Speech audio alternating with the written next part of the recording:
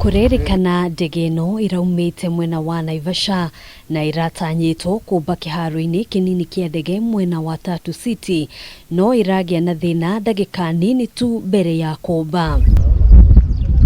Kuringana na kamanda wa borithi sub-county-ini ya Ruiru, mutino uyu urahanikire mathaa-ini ma hwaini. Today at about 16:20 a plane by the CESSNA crash landed here next to Nova Schools at Tatu City.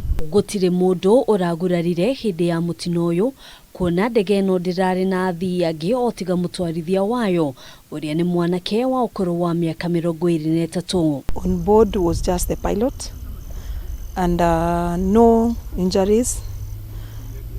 We've secured the scene. DCIO wa Ruiru Justa Zombati augite uthuthuria ni wambiriirio niguo kumenyeka wega kiria kiracungiriirie mutino uyu. We have secured this scene,